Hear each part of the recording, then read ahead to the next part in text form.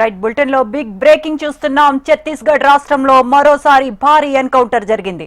నారాయణపూర్ జిల్లా మాద్ ప్రాంతంలో ఉదయం నుంచి ఎదురుకాల్పులు కొనసాగుతున్నాయి. సుమారు 20 మంది మావోయిస్టులు మరణించినట్లు సమాచారం. బలగాల కాల్పుల్లో మావోయిస్ట్ పోలిట్ బ్యూరో సభ్యుడు మరణించినట్లు తెలుస్తోంది.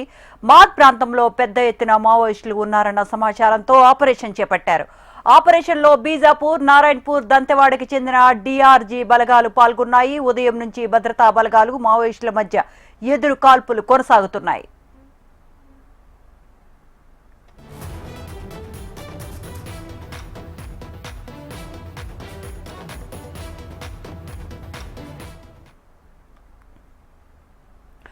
ఛత్తీస్గఢ్ రాష్ట్రంలో మరోసారి భారీ ఎన్కౌంటర్ జరిగింది. ఈ ఎన్కౌంటర్ కు సంబంధించిన మరిన్ని అప్డేట్స్ అందించేందుకు మా కరెస్పాండెంట్ రవికిరణ్ సిద్ధంగా ఉన్నారు. Ravikiran, good morning. దీనికి సంబంధించిన ఎన్కౌంటర్ కు సంబంధించిన డీటెయిల్స్ ఏంటి?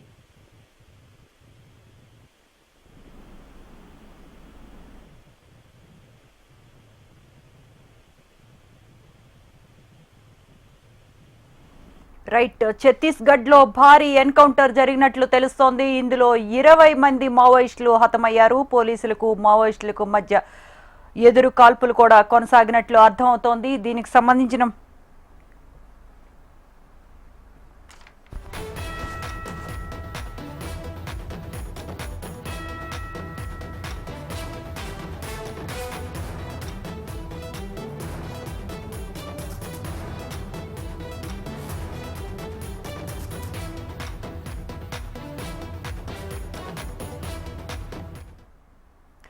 ఛత్తీస్గఢ్ రాష్ట్రంలో మరోసారి భారీ ఎన్కౌంటర్ జరిగింది. నారాయణపూర్ జిల్లా మాద్ ప్రాంతంలో ఉదయం నుంచి ఎదురుకాల్పులు కొనసాగుతున్నాయి. సుమారు 20 మంది మావోయిస్టులు మరణించినట్లు సమాచారం. బలగాల కాల్పుల్లో మావోయిస్ట్ పోలిట్ బ్యూరో సభ్యుడు మరణించినట్లు తెలుస్తోంది. మాద్ ప్రాంతంలో పెద్ద ఎత్తున మావోయిస్టులు ఉన్నారన్న సమాచారంతో ఆపరేషన్ చేపట్టారు. ఈ ఆపరేషన్లో బీజాపూర్, నారాయణపూర్, దంతెవాడకు చెందిన డిఆర్జీ బలగాలు పాల్గొన్నాయి. ఉదయం నుంచి భద్రతా బలగాలు మావోయిస్టుల మధ్య ఎదురు కాల్పులు కొనసాగుతున్నాయి.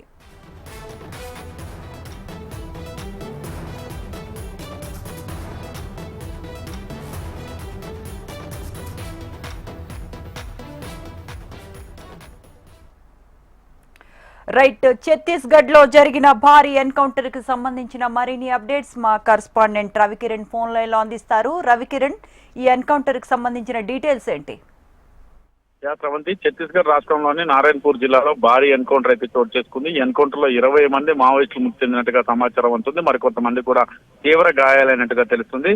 మాద్ ప్రాంతంలో పెద్ద ఎత్తున మావోయిస్టులు ఉన్నట్లు ఇంటెలిజెన్స్ నివేదికల నేపథ్యంలో పెద్ద ఎత్తున భద్రతా బలగాలన్నీ కూడా ఆపరేషన్ చేపట్టాయి. ఆపరేషన్ కగారులో భాగంగా ఆ ప్రాంతంలోకి వెళ్లే నేపథ్యంలో మావోయిస్టులకు అలాగే పోలీసులకు మధ్య పెద్ద ఎత్తున కాల్పులు చోటు చేసుకున్నాయి. ఈ కాల్పుల్లో 20 మంది మావోయిస్టులు మృతి చెందినట్టుగా తెలుస్తుంది. ఆపరేషన్ లో బీజాపూర్, నారాయణపూర్, దంతెవాడకు సంబంధించిన డిఆర్జీ బలగాలు పెద్ద ఎత్తున పాల్గొన్నాయి. ఉదయం నుంచి కూడా భద్రతా బలగాలకు మరియు నక్సల్స్ కు మధ్య భారీగా ఎదురుకాల్పులు చోటు చేసుకున్నట్టుగా తెలుస్తుంది. ఇంకా సెర్చ్ ఆపరేషన్ కూడా కంటిన్యూ చేస్తున్నారు.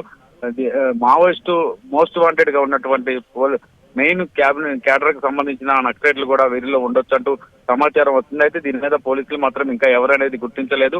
మావోయిస్టు మూడు డివిజన్ కు సంబంధించినటువంటి పెద్ద క్యాడర్ నిఘా సమాచారం మేరకే పెద్ద ఎత్తున ఆపరేషన్ లో భద్రతా బలగాలు పాల్గొన్నట్టుగా ఇప్పటికే ఐపీఎస్ ఎస్పీ నారాయణపూర్ ఎస్పీగా ఉన్నటువంటి ప్రభాత్ ఐపీఎస్ తెలియజేశారు. ఆపరేషన్ కూడా పోలీసులు ధృవీకరించారు.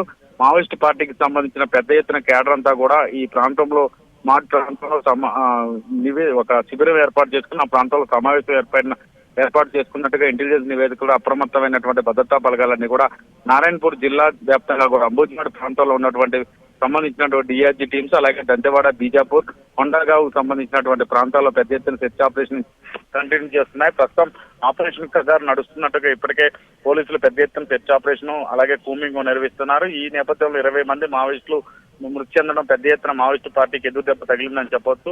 అంబుజ్మాడ్ ప్రాంతానికి సంబంధించి నారాయణపూర్ జిల్లాలో చివరి అటవీ ప్రాంతాలు ఈ ఎన్కౌంటర్ చోటు చేస్తున్నట్టుగా తెలుస్తుంది. ఇప్పటికే ఆ ప్రాంతంలో ఇంకా సెర్చ్ ఆపరేషన్ కొనసాగుతుంది. మృతుల సంఖ్య కూడా పెరిగే అవకాశం ఉన్నట్టుగా తెలుస్తుంది. ఇప్పటికే ఇది భారీ విజయంగా చెప్పొచ్చు భద్రతా బలగాలకి. ఈ మధ్య కాలంలో పెద్ద ఎత్తున అన్ని ప్రాంతాల్లో కూడా సెర్చ్ ఆపరేషన్ చేస్తున్నటువంటి భద్రతా బలగాలు 20 మంది మావోయిస్టులు మృతి చెందడం ఎన్కౌంటర్ లో తీవ్ర గాయాలైనట్టు మావోయిస్టులు కూడా మరికొంతమంది ఉన్నట్టుగా తెలుస్తుంది. వాళ్ళ పరిస్థితి కూడా విషమంగా ఉన్నట్టు చూస్తుంది. చాలా మంది కూడా అటవీ ప్రాంతంలో పారిపోయినట్టుగా తెలుస్తుంది. కర్రెగుట్టల ఎపిసోడ్ అనంతరం పెద్ద ఎత్తున ఇదే ఎన్కౌంటర్ అనేది జరగడం ఇటు మావోయిస్ట్ పార్టీకి అలాగే మావోయిస్ట్ పార్టీలో ఉన్న కేడర్ కూడా ఎదురు దెబ్బ తగిలిందని చెప్పవచ్చు Sravanthi.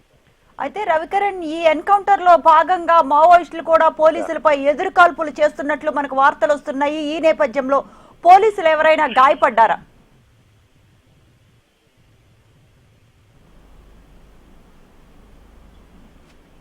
Right, thank you Ravikumar. Ravikiran.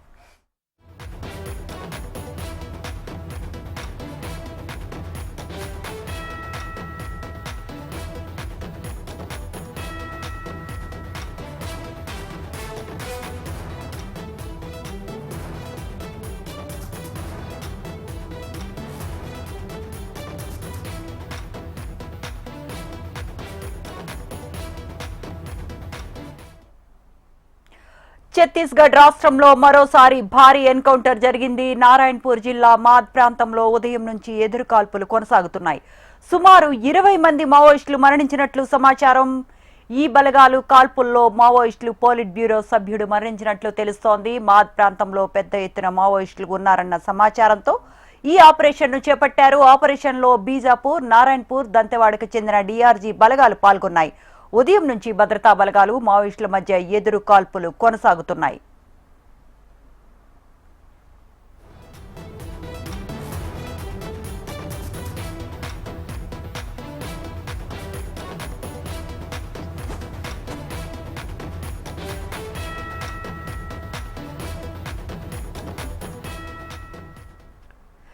Chhattisgarh రాష్ట్రంలో మరోసారి భారీ ఎన్కౌంటర్ జరిగింది. ఈ ఎన్కౌంటర్ లో 20 మంది మావోయిస్టులు మరణించినట్లు తెలుస్తోంది. ఈ ఎన్కౌంటర్ కి సంబంధించిన మరిన్ని అప్డేట్స్ అందించేందుకు మా కరెస్పాండెంట్ ఆర్కే లైవ్ లో సిద్ధంగా ఉన్నారు. RK, over to you. ఈ ఎన్కౌంటర్ కి సంబంధించిన డీటెయిల్స్ ఏంటి? ఇక ఛత్తీస్గఢ్ లోని మావోయిస్టులకు ఈసారి మరో గట్టి ఎదురు దెబ్బ తగిలిందని చెప్పాలా. ఎందుకంటే ఇక్కడ దాదాపుగా కూడా ఇంతకు ముందు ఆపరేషన్ కరగ్ స్టార్ట్ చేశారు. కొంతవరకు అప్పుడు కొంతమంది మావోయిస్టులను ఏరివేసేయడం జరిగింది. ఇప్పుడు తాజాగా చూసుకున్నట్టుగైతే ఇప్పుడు కొంతమంది ఈ రోజు జరిగినటువంటి పోలీసులకు అలాగే మావోయిస్టులకు జరిగినటువంటి కాల్పుల్లో దాదాపుగా 20 మంది మావోయిస్టులు చనిపోయినట్లు సమాచారం అయితే అందుతుంది. ప్రస్తుతం అయితే నారాయణపూర్ జిల్లాలోని భద్రతా దళాలకు జరిగిన ఎన్కౌంటర్ లో 20 మంది మావోయిస్టులు మృతి చెందినట్లు అయితే అధికారుల నుంచి అందుతున్న సమాచారం. అయితే మాద్ ప్రాంతంలో భారీగా పెద్ద ఎత్తున మావోయిస్టులు అలాగే ఆయుధాల డంప్ ఉన్నట్లు పోలీసులకు సమాచారం అందింది. మరి దీంతో బీజాపూర్, నారాయణపూర్, దంతేవాడలో డిఆర్జీ బలగాలు సర్చ్ ఆపరేషన్ నిర్వహించాయి. ఈ సర్చ్ ఆపరేషన్ సందర్భంగా పోలీసులపై మావోయిస్టులు కాల్పులు జరిపారు. ఈ క్రమంలోనే పోలీసులు ఎదురుకాల్పులు జరపడంతో దాదాపు 20 మంది చనిపోయారు. అయితే ఇంకా మావోయిస్టులు చాలా మంది అక్కడ ఉన్నారని సమాచారం అందుతుంది. మరి వాళ్ళందరినీ ఎతికి పట్టుకోవడానికి అయితే పోలీసులు ప్రయత్నం చేస్తున్నారు. అయితే ఇక్కడ పోలీసులకి ఎలాంటి ప్రమాదం, పోలీసులకి ఎలాంటి ప్రాణ నష్టం జరగలేదని సమాచారం అందుతుంది. మరి ఆపరేషన్ అంటే మావోయిస్టులని పూర్తిగా క్లోజ్ చేయడానికి దాదాపుగా ఇటు కేంద్ర హోంశాఖ ఇచ్చిన ఆదేశాల మేరకు సిఆర్పిఎఫ్ దళాలను భారీగా ఛత్తీస్గఢ్ అలాగే ఆంధ్రప్రదేశ్ ఒడిశా, ఛత్తీస్గఢ్, ఆంధ్రప్రదేశ్ ఈ 3 రాష్ట్రాల సరిహద్దుల్లో ఉన్నటువంటి మావోయిస్టులను ఏరివేసే కార్యక్రమానికి శ్రీకారం చుట్టింది. మరి ఈ దేశవ్యాప్తంగా ఒకవైపు టెర్రరిస్టులను ఇతర దేశాల్లో ఉన్న టెర్రరిస్టులను ఎలా ఏరివేస్తుందో, మరి అలాగే మన దేశంపై అటాక్ చేసిన పాకిస్తాన్ ఉగ్రవాదులను ఎలా ఏరివేస్తున్నారో అదే విధంగా దేశం లోపల ఉన్నటువంటి మావోయిస్టులను కూడా ఏరివేయాలని కేంద్ర హోంశాఖ, రక్షణ శాఖ నిర్ణయించాయి. మరి ఈ నేపథ్యంలోనే భారీ ఎత్తున ఎన్కౌంటర్స్ కూడా జరుగుతున్నాయి. మరి దాంతో పాటు గతంలో ఎన్నడూ లేని విధంగా అంటే ఇంకొక కొత్త ఇన్ఫర్మేషన్ వచ్చింది ఏంటంటే ఛత్తీస్గఢ్ లో కేంద్ర ప్రభుత్వం చాలా పెద్ద ఒక ప్రాజెక్ట్ ని ఏర్పాటు చేయబోతుంది అదాని గ్రూప్ తో. మరి ఆ ప్రాజెక్ట్ సక్సెస్ఫుల్ గా ముందుకు తీసుకెళ్లాలంటే ఛత్తీస్గఢ్ లో మావోయిస్టుల సమస్య ఉండకూడదు. ఎందుకంటే ప్రాజెక్ట్స్ కానీ అక్కడ నిర్మాణం చేసినప్పుడు మావోయిస్టుల సమస్య ఉంటది కాబట్టి అక్కడ డెవలప్మెంట్ అనేది ముందుకు వెళ్ళదని చెప్పేసి భావించిన కేంద్ర ప్రభుత్వం, ముఖ్యంగా కేంద్ర హోంమంత్రి అమిత్ షా ఇక మావోయిస్టులను టార్గెట్ గా పెట్టుకొని టోటల్ గా ఏరివేసే ప్రయత్నం అయితే చేస్తున్నారు. ఇంకా ఇప్పటిదాకా కూడా ఆంధ్రాలో కానీ ఇతర ప్రాంతాల్లో కానీ జీరో ఉన్న మావోయిస్టులు అందరూ కూడా ఇక్కడి నుంచి వెళ్ళిపోయి ఛత్తీస్గఢ్ లో ఉన్నారు. మరి అక్కడ సమస్య ఏర్పడేసరికల్లా మళ్ళీ వాళ్ళు తిరిగి ఈ ప్రాంతాలకు వస్తున్నారు. మరి ఎక్కడికి వెళ్ళినా కూడా మేము వదలం అనే విధంగా పెద్ద ఆపరేషన్ నిర్వహిస్తున్నారు. భారీగా గతంలో అంటే ఇప్పటిదాకా స్వాతంత్రం వచ్చిన తర్వాత నుంచి ఇప్పటి వరకు కూడా గతంలో ఎప్పుడూ లేని విధంగా మావోయిస్టులను ఏరివేసే కార్యక్రమానికి కేంద్ర హోంశాఖ సిఆర్పిఎఫ్ బలగాలను ఉపయోగిస్తుంది. అవసరమైతే సైన్యాన్ని తీసుకునైనా సరే మొత్తం ఛత్తీస్గఢ్ మొత్తాన్ని కూడా క్లియర్ కట్ గా చేయాలి, జీరో మావోయిస్టు రాష్ట్రంగా చేయాలి అని చెప్పేసి భావిస్తుంది. అలాగే ఆంధ్ర ఒడిశా సరిహద్దుల్లో కూడా చాలా నిఘా పెట్టింది. అలాగే భారీ భద్రతా దళాలను మోహరింప చేస్తున్నారు. మరి ఆంధ్రప్రదేశ్ లో చూసుకుంటే గ్రేహాన్స్ టీం ఎప్పటికప్పుడు యాక్టివేట్ గా ఉండి రంపచోడవరం కానీ మిగతా సరిహద్దు ప్రాంతాలన్నింటిలో కూడా జల్లెడ పడుతున్నారు మావోయిస్టుల కోసం. టోటల్ గా మావోయిస్టుని రూపుమాపితేనే డెవలప్మెంట్ సాధ్యమవుతుందని కేంద్ర హోంశాఖ నిర్ణయించిన నేపథ్యంలో భారీ ఎత్తున ఈ సచ్ ఆపరేషన్స్ జరుగుతున్నాయి. మరి దేశవ్యాప్తంగా కూడా అన్ని రాష్ట్రాలు మావోయిస్ట్ ప్రభావిత రాష్ట్రాలన్నీ కూడా ఈ సచ్ ఆపరేషన్స్ నిర్వహించి జీరో మావోయిస్ట్ రాష్ట్రంగా తయారు చేయాలి అని చెప్పేసి కూడా కేంద్రం ఆదేశించింది. ఆయా రాష్ట్రాల ముఖ్యమంత్రులు, డీజీపీలు, చీఫ్ సెక్రటరీస్ తో కూడా ఇప్పటికే కేంద్ర హోంశాఖ ఒక ప్రత్యేక సమావేశాన్ని కూడా గతంలో నిర్వహించింది. ఇప్పుడు ఎప్పటికప్పుడు ఆ రాష్ట్రాల ముఖ్యమంత్రులతో మాట్లాడుతూ కూడా అక్కడ మావోయిస్ట్ రహిత రాష్ట్రాన్ని తయారు చేయాలని చెప్పేసి కేంద్ర హోంశాఖ నిర్ణయించిన నేపథ్యంలో ఈ ఆపరేషన్ మరింత స్పీడ్ గా ముందుకెళ్తుందని సమాచారం. అయితే ఆర్కే ఆల్రెడీ ఛత్తీస్గఢ్ లో ఇప్పుడు మావోయిస్టులు ఏరివేత కొనసాగుతున్న నేపథ్యంలో మీరు చెప్తున్నట్లు ఒరిస్సా, ఆంధ్రాలో కూడా ఇదే తరహాలో మావోయిస్టు ఏరివేత కార్యక్రమం చేపట్టబోయే అవకాశం కనిపిస్తోందా? అంటే ఈ మావోయిస్టు ఏరివేత కార్యక్రమం రెండు రకాలు ఉంది. అంటే రాష్ట్ర ప్రభుత్వాలు ఏదైతే రాష్ట్ర ప్రభుత్వాలని వాళ్ళ ఫోర్సెస్ తో మావోయిస్టుల ఏరివేత కార్యక్రమాన్ని నిర్వహిస్తుంది. దానికి సెంట్రల్ ఫోర్సెస్ ఏవైతే ఉన్నాయో సిఆర్పిఎఫ్ బలగాలు, పారామిలిటరీ ఫోర్సెస్ కూడా ఉపయోగిస్తున్నారు.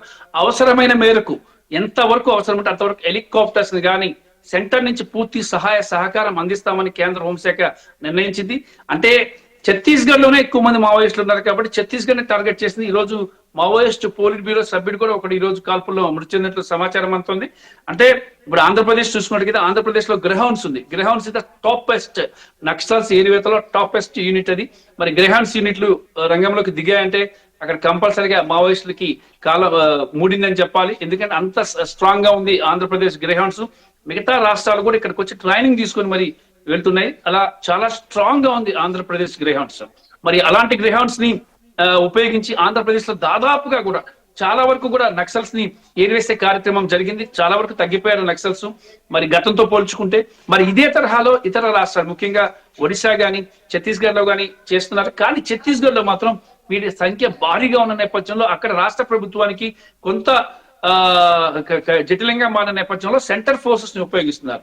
అవసరమైన మేరకు సిఆర్పిఎఫ్ ని ఇస్తాం, ఏరేసేయండి మొత్తం నక్సల్స్ అని చెప్పి ఇటీవల హోంశాఖ మంత్రి ఇచ్చిన ఆదేశాలతో చేస్తున్నారు. అలాగే ఆంధ్రప్రదేశ్ లో కూడా మనం చూసుకున్నట్టుగైతే ఆంధ్రప్రదేశ్ మహారాష్ట్ర సరిహద్దులు కానీ ఆంధ్రప్రదేశ్ ఛత్తీస్గఢ్ ఆంధ్రప్రదేశ్ ఒడిశా సరిహద్దుల్లో కూడా చాలా వరకు ఆపరేషన్స్ నిర్వహించి భారీగా అంటే మనకి యుద్ధం ఈ భారత్ పాకిస్తాన్ యుద్ధానికి ముందుగానే ఇది జరిగింది. మరి యుద్ధం ఆ సమయంలో అంటే ఈ ఫోర్స్ అవసరం కాబట్టి కొంతమంది ఫోర్స్ వెనక్కి పిలిపించారు సిఆర్పిఎఫ్ దళాలు.